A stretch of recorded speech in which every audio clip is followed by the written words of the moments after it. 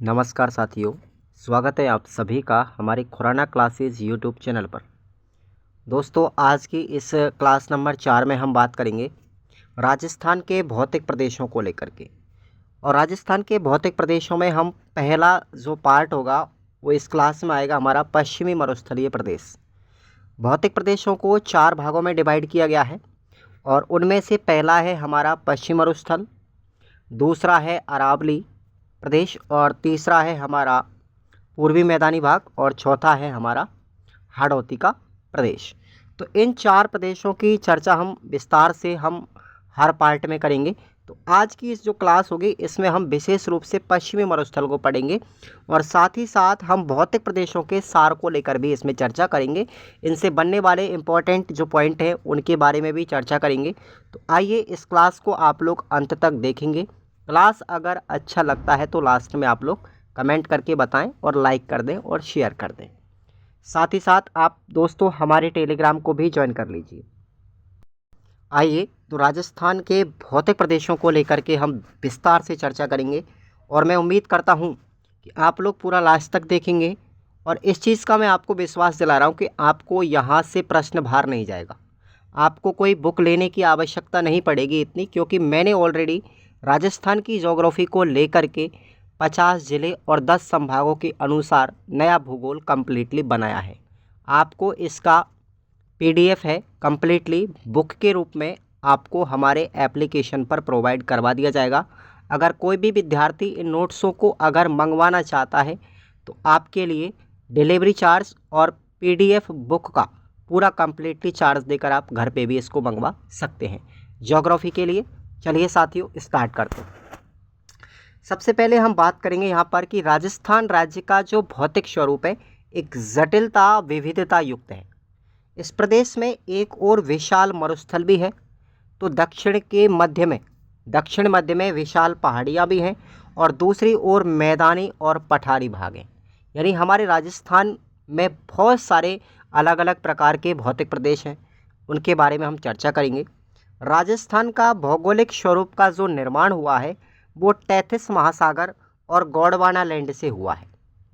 एक लंबे समय से चलती आ रही अपर्दन और निक्षेपण का परिणाम ही है ये, जो आज हमारे राजस्थान के अंतर्गत विभिन्न प्रकार के भौतिक प्रदेश पाए गए हैं। वैगनर साहब का एक सिद्धांत है जो आपको याद रखना है। वैगनर साहब क्या कहते हैं? इसके अनुसार लगभग 60 करोड़ साल पहले पृथ्वी पर पेंजिया नामक एक भूखंड था, जिसके चारों ओर पैंथालासा महासागर था। यानी कि एक भूभाग था जिसका नाम था ये पेंजिया। ठीक है, इस पेंजिया के चारों तरफ क्या था? एक पैंथालासा महासागर। कार्बोनिफेरस युग में यह पेंजिया नामक जो भूखंड था इसका 2 भागों में डिवाइड हो गया। पहला भाग जो था यहाँ पर ये वाला, ये जो पहला भाग था ऊपर का, ये बन गया हमारा अंगारा लैंड। इसको क्या बोलेंगे? अंगारा लैंड। और जो दक्षिणी भाग था इसका ये वाला, ये बन गया साथियों गोंडवाना लैंड। क्या बन गया? गोंडवाना। और इसके मध्य में जो महासागर था, ये वाला महासागर, ठीक है, ये कौन सा महासागर था? तैथिस महासागर के नाम से जाना जाने लगा। तो इस तरीके से हमारे पृथ्वी की स्ट्रक्चर बनती है राजस्थान की। ठीक है ना? तो ये आप लोगों को याद रखना है भाई। ऊपर का जो भूभाग था हमारा ये बना अंगारा लैंड, दक्षिण का भूभाग था वो गोंडवाना लैंड, और इन दोनों ही भूभागों के मध्य में एक तैथिस महासागर था। और इस तैथिस महासागर में ज्वालामुखी उद्गार होने की वजह से क्या बन गया? बाद में चल करके अरावली पर्वतमाला बन गई। ये आपको ध्यान रखना है। सॉरी, क्या बन गया?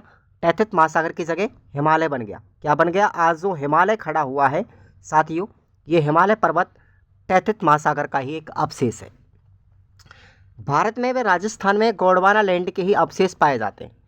ठीक है ना?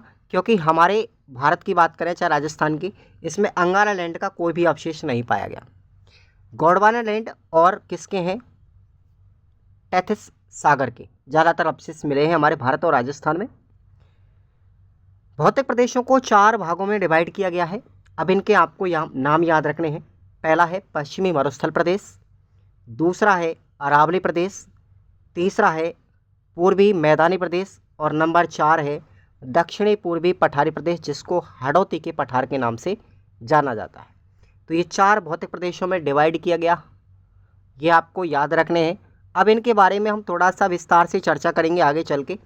एक बार आपको इनके कालक्रम के बारे में जानना है कि कौन सा प्रदेश पहले का है और सबसे अंत में कौन सा बना। आपको याद रखना है सबसे पहले जो निर्माण हुआ वो हुआ था अरावली प्रदेश का। जो अरावली पर्वत श्रृंखला आपको दिखाई देती है राजस्थान में, इसका निर्माण सबसे पहले हुआ था।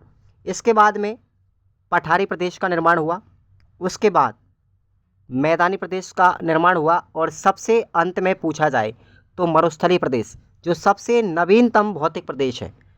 कई बार एग्जामों में पूछा गया है कि राजस्थान का कौन सा प्रदेश सबसे नवीनतम है, तो पश्चिमी मरुस्थलीय प्रदेश सबसे नवीनतम है। और सबसे प्राचीन कौन सा है? अरावली।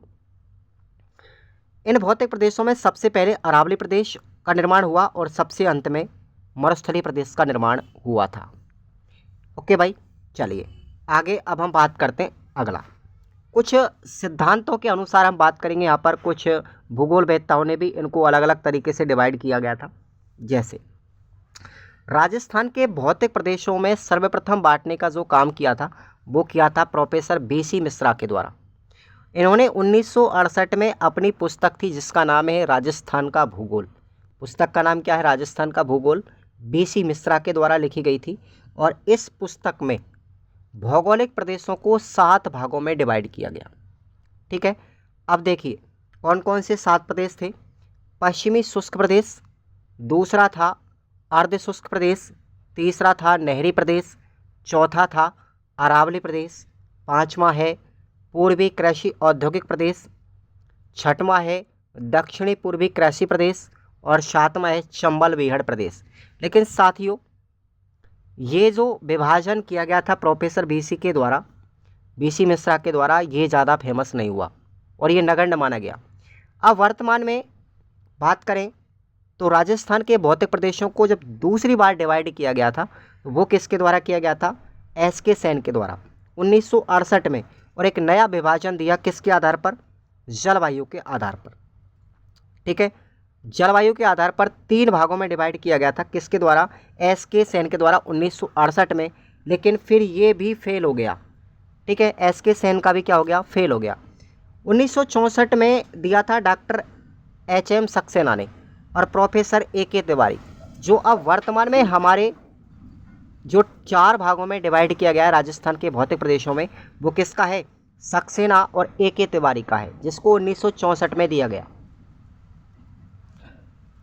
पुस्तक का नाम आपको याद रखना है राजस्थान का प्रादेशिक भूगोल।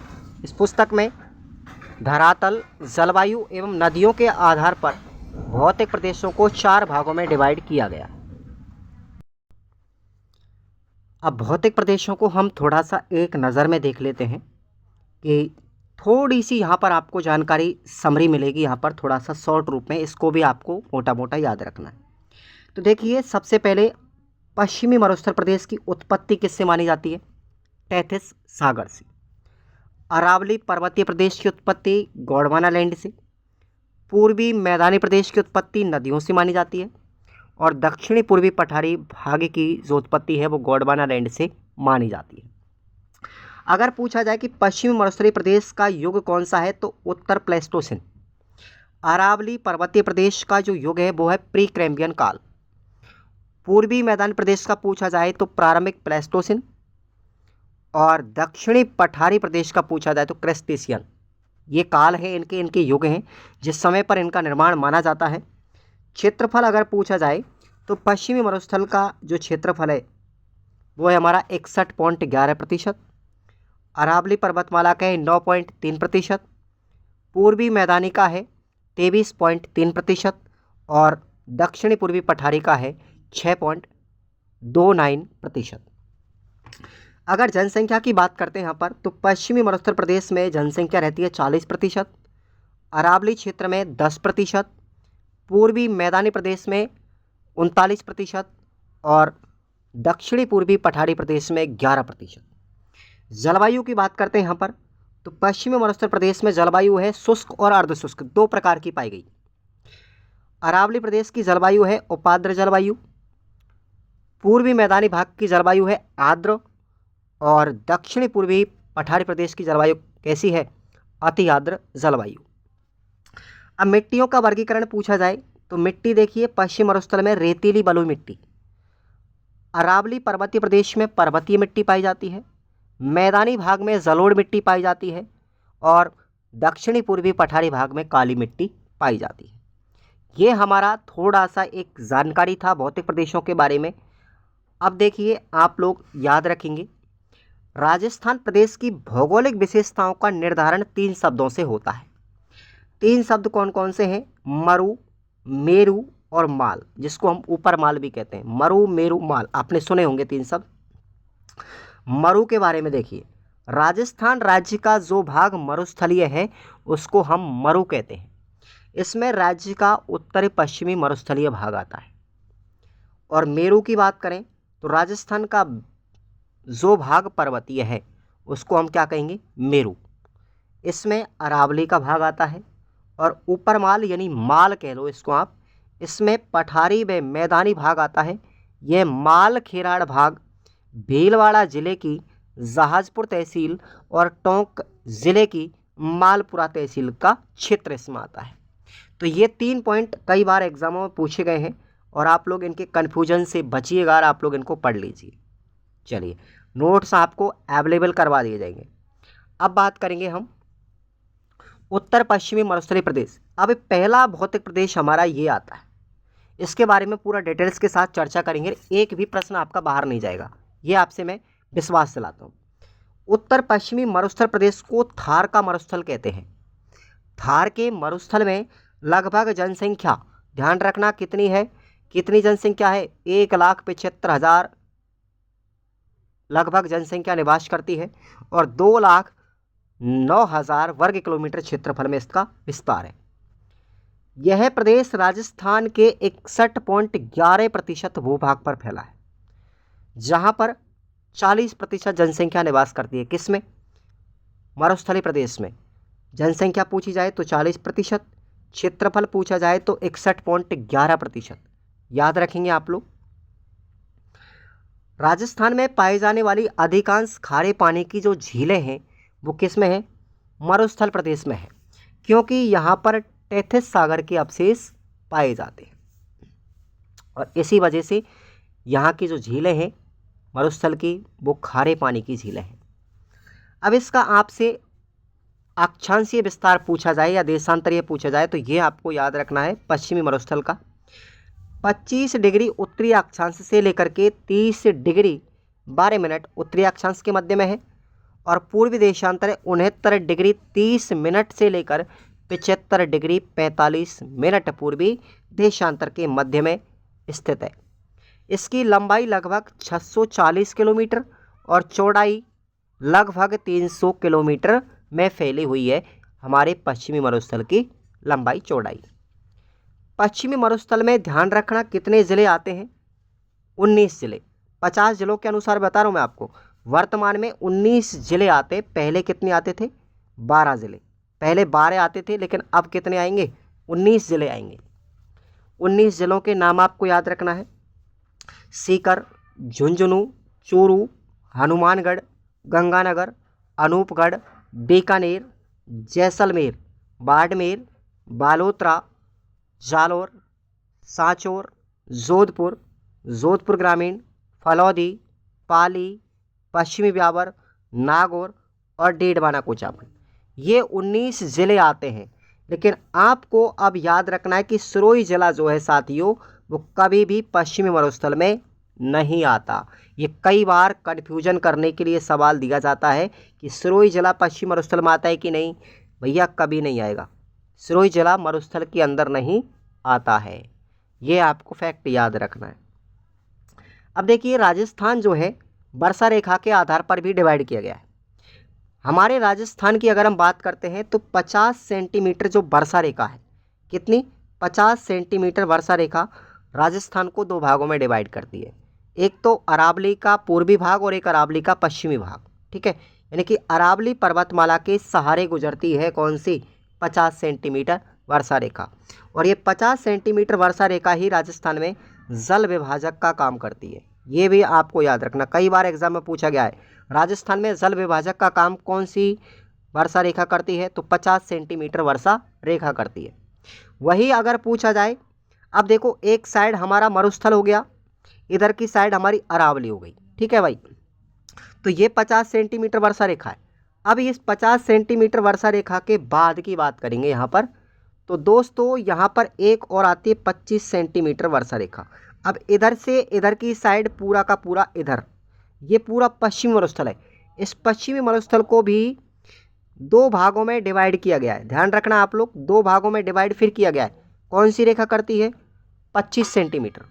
मरुस्थल को दो भागों में बांटने वाली, मरुस्थल को दो भागों में बांटने वाली रेखा कौन सी है? यह है अपनी 25 सेंटीमीटर वर्षा रेखा। दो भागों में डिवाइड करती है, उनके नाम है शुष्क मरुस्थल और दूसरा है अर्ध शुष्क मरुस्थल। अब हम बात करेंगे शुष्क मरुस्थल की। अब देखिए एक एक पॉइंट को विस्तार से अंदर तक घुसते हैं अब, ठीक है भाई।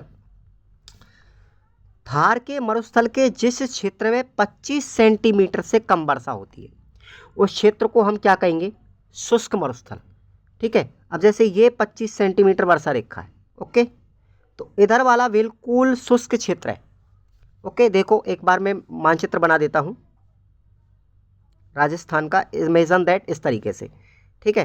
तो ये तो हो गई हमारी 50 सेंटीमीटर, उसके बाद ये हो गई हमारी 25 सेंटीमीटर। तो इधर वाला जो भाग है, इधर वाला, ये वाला भाग, ठीक है, ये हमारा बिल्कुल शुष्क क्षेत्र है, और ये वाला भाग अर्ध शुष्क है। ये कौन सा है? अर्ध शुष्क। और ये हमारा भाग अरावली का है, ठीक है भाई। तो ये 25 सेंटीमीटर है और ये कौन सी है? 50 सेंटीमीटर है।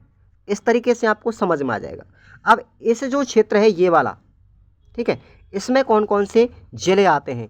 ठीक है, शुष्क में बीकानेर, फलौदी, जैसलमेर, बाड़मेर, उत्तर पश्चिमी बालोतरा, उत्तर पश्चिमी जोधपुर ग्रामीण, ये जिले आते हैं, ये क्षेत्र आता है। अब जो शुष्क मरुस्थल प्रदेश है, इसको भी फिर दो भागों में बांटा गया है। कौन कौन से?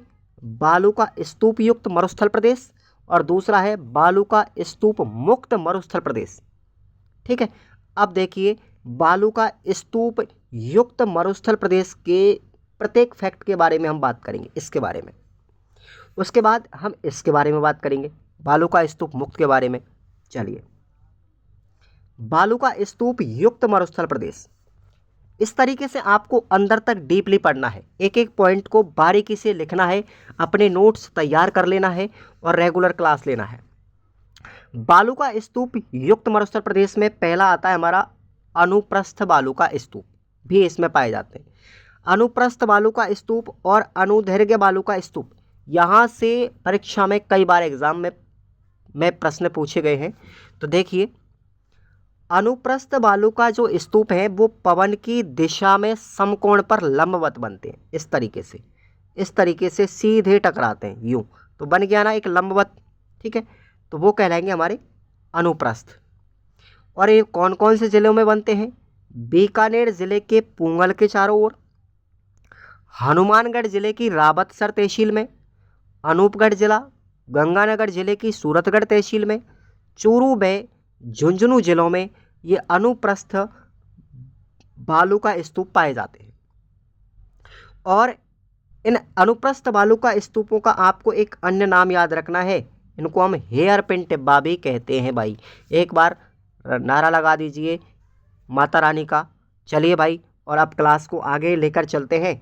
अनुप्रस्थ अनुदैर्घ्य बालू का स्तूप दूसरा आएगा पर, दूसरा टाइप कौन सा स्तूप का? अनुदैर्घ्य बालू का स्तूप। ये बालू का जो स्तूप होते हैं वो पवन की दिशा के समानांतर बनते हैं, इस तरीके से, जैसे ही जिधर पवन बहेगी, जिधर हवा चलेगी, उधर की दिशा में समानांतर बन जाते हैं, ठीक है। इस प्रकार के स्तूपों को हम पवन अनुवर्ती या फिर रेखीय बालू का स्तूप भी कहते हैं। इनके नाम भी आपको याद रखना है, कई बार ये भी क्वेश्चन में कई बार पूछा गया है। अनुदैर्घ्य बालू का स्तूप को हम सीफ कहते हैं। क्या बोलेंगे? सीफ। याद रखना, ये शब्द बहुत इंपॉर्टेंट है, कई बार पूछा गया है। इसके क्षेत्र देखिए आप लोग, किन किन क्षेत्रों में बनते हैं अनुदैर्घ्य बालू का स्तूप? जैसलमेर के दक्षिण पश्चिम भाग में, जोधपुर ग्रामीण, फलौदी, बालोतरा व बाड़मेर, इन जिलों के अंदर, इन क्षेत्रों के अंदर ये अनुदैर्घ्य बालू का स्तूप पाए जाते हैं। सबसे इंपॉर्टेंट पॉइंट आता है बरखान। बरखान भी तो पढ़ा होगा कहीं आपने कई बार। भैया जो अर्धचंद्राकार आकृति में जो स्तूप बनते हैं ना, उनको हम क्या कहेंगे? बरखान कहेंगे। अर्धचंद्राकार आकृति में जो स्तूप बनते हैं उनको बरखान कहते हैं। और इनका पवन अनुवर्ती भाग जो होता है वो पूंछ नुमा लंबा होता है, इस तरीके से ऐसे बनते हैं ये। ठीक है भाई, ऐसे बनते हैं इस तरीके से, प्याले नुमा अर्धचंद्राकार, तथा शीर्ष अर्धचंद्राकार होता है। इन स्तूपों की दोनों भुजाओं के मध्य में वायु की रगड़ के कारण कुछ गड्ढे बन जाते हैं, जिनको हम स्थानीय भाषा में क्या बोलेंगे? डांड या थली कहते हैं। डांड या थली कहते हैं। एक एक पॉइंट आपको याद रखना। यदि इन बालू का स्तूपों की एक श्रृंखला बन जाती है जो बीच बीच में कटी हुई होती है, उसी को हम क्या कहेंगे? सीफ कहेंगे। क्या कहेंगे? सीफ कहेंगे। और अब एक क्वेश्चन इंपॉर्टेंट याद रखना है कि बरखान के लिए प्रसिद्ध गांव कौन सा है भैया? भालेरी गांव है। किस जिले में आता है? चूरू जिले के अंदर आता है, जहाँ पर सबसे ज़्यादा बरखान, जहाँ के बरखान प्रसिद्ध है। तो बरखान के लिए प्रसिद्ध गांव भालेरी गांव, चूरू। चलिए, अगर पूछा जाए कि प्राचीन बरखान किस जिले में बनते हैं, तो याद रखना आप लोग जैसलमेर के अंदर बनते हैं। प्राचीन बरखान जैसलमेर के हैं। और नवीन बरखान जो कहाँ के हैं, वो है हमारे शेखावाटी के। कहाँ के हैं? शेखावाटी के। क्लियर? चलिए, उसके बाद अगला टाइप आता है हमारा तारा बालू का स्तूप, जो तारे की आकृति में बनते हैं, एक स्टार की आकृति में बनते हैं। और ये कहाँ बनते हैं भाई? ध्यान रखना आप लोग, जैसलमेर, मोहनगढ़ से लेकर के पोकरण। मोहनगढ़ जैसलमेर में आएगा, पोकरण भी जैसलमेर में आता है। तो मोहनगढ़ से लेकर के पोकरण तक जिले में फैले हुए हैं। हम्मादा के आसपास और सूरतगढ़ में भी ये पाए जाते हैं। अब हम्मादा के बारे में हम चर्चा करेंगे आगे। हम्मादा एक पथरीला मरुस्थल होता है भाई। क्या होता है? एक पथरीला मरुस्थल होता है, जिसको हम्मादा कहते हैं। ये तारे के समान आकृति के होते हैं, तारा बालू का स्तूप। उसके बाद है परवलयाकार या हाई पैराबोलिक बालू का स्तूप। बरखान की आकृति के विपरीत में बनने वाले, बरखान की आकृति के विपरीत आकृति में बनने वाले जो बालू का स्तूप है, वो क्या कहलाते हैं? पैराबोलिक। किस तरीके से बनेगा? उल्टा बनता है ऐसे, और बरखान ऐसे बनेगा। तो ये जस्ट उल्टा हो गया ना, तो ये हो गया पैराबोलिक। इसका आकार महिलाओं की हेयर पिन के जैसा होता है। ये क्वेश्चन कई बार पूछा गया है। ठीक है, किस प्रकार के स्तूपों का आकार हेयर पिन के जैसा होता है? तो याद रखना आप लोग, पैराबोलिक स्तूपों का। अब देखिए इर्ग, इर्ग या अर्ग, ये भी कई बार पूछा गया है। तो ये एक वनस्पति रहित क्षेत्र है, यहाँ पर कोई भी वनस्पति नहीं पाई जाती, एक जल शून्य क्षेत्र है भाई। लहरनुमा मरुस्थल है ये। कैसा है? लहरनुमा मरुस्थल। अर्ग का ऊपरी भाग क्या कहलाता है? टीला कहलाता है। और निचला भाग जो है क्या कहलाता है? धोरा कहलाता है। ये भी आपको याद रखना। और धोरों के लिए अगर प्रसिद्ध गांव पूछा जाए तो कौन सा है? समगाम। कई बार पूछा गया है ये एग्जाम में। समगाम है जैसलमेर के अंदर। ठीक है, उसके बाद है धरियन। भ्रमणशील बालू का स्तूपों को क्या कहेंगे? धरियन कहेंगे। और धरियन सबसे ज़्यादा कहाँ पाए जाते हैं? जैसलमेर जिले में पाए जाते हैं। एक बार क्लास को लाइक करो, लास्ट तक देखिए, आपको इंटरेस्ट आएगा पूरी क्लास के अंदर। गांसी या कारवा किसको कहते हैं? दो बालू का स्तूपों के धोरों के मध्य का जो मार्ग है, जिनसे होकर के ऊंट गुजरते हैं, उनको हम क्या कहेंगे? गांसी या कारवा कहेंगे। उसके बाद नेटवर्क बालू का स्तूप, ये क्या है? ये स्तूप विभिन्न बालू का स्तूपों के पार्श्वों पर विस्तृत जोत क्षेत्र व उनके मध्य में बनते हैं। क्या? नेटवर्क बालू का स्तूप। उसके बाद है नेवखा। नेवखा झाड़ियों के पीछे बनने वाले रेत के टीलों को हम क्या कहेंगे? नेवखा या नेरवा कहेंगे। अगला है उर्मिका। क्या बोलेंगे? उर्मिका बालू का स्तूपों पर बनने वाली छोटी छोटी लहरदार परतों को क्या कहा जाता है? उर्मिका कहा जाता है। एक भी प्रश्न बाहर नहीं जाएगा, चाहे कैसा भी पॉइंट पूछ ले, मैं आपको विश्वास दिलाता हूँ। उसके बाद है बालासन। मरुस्थल का वह भाग जो पर्वत व चट्टानों से घिरा होता है और उसके अंदर जल इकट्ठा होने से बनने वाली झीलों को क्या कहेंगे? बालासन कहेंगे। उसके बाद है मरहो। पोखर का पानी सूख जाने पर उपजाऊ मिट्टी का जो क्षेत्र है वो क्या कहलाता है? मरहो कहलाता है। नेक्स्ट पॉइंट है इसमें बजादा। क्या बोलेंगे? बजादा मरुस्थल के पर्वतीय क्षेत्र में स्थित निम्न भूमि जिसमें पर्वतीय जल आकर के रुकता है वो क्या कहलाता है? बजादा कहलाता है। नेक्स्ट है प्लाया झील। ये कई बार पूछी गई है, प्लाया तो बहुत बार पूछा गया एग्जाम में। तो वायु अपर्दन के कारण बनने वाली बड़ी बड़ी अस्थायी झीलें जो होती हैं उनको हम क्या कहेंगे? प्लाया झील कहेंगे। इन झीलों के पानी से पालीवाल ब्राह्मण जो है उनके द्वारा जैसलमेर में खेती की जाती है और इसको हम क्या कहेंगे? खडीन कहते हैं। यानी पालीवाल ब्राह्मण जो हैं जैसलमेर के, कई बार पूछा गया है, इसको जो खेती करते हैं ना प्लाया झीलों से पानी दे करके, उसको हम खडीन कहेंगे भाई। ये बहुत बार एग्जाम में पूछा गया है। खडीन कृषि किस जिले में की जाती है? जैसलमेर जिले में की जाती है। उसके बाद है रन या टाट। वायु अपर्दन के कारण बनने वाली छोटी छोटी अस्थायी झीलों को हम क्या कहेंगे? रन या टाट कहेंगे। बड़ी झीलों को प्लाया और छोटी झीलों को क्या कहेंगे? रन या टाट। उसके बाद है आगोरा। मरुस्थलीय क्षेत्र के घरों में उपयोग के लिए जल के टांके बनाए जाते हैं जिनको हम क्या कहेंगे? आगोर कहेंगे।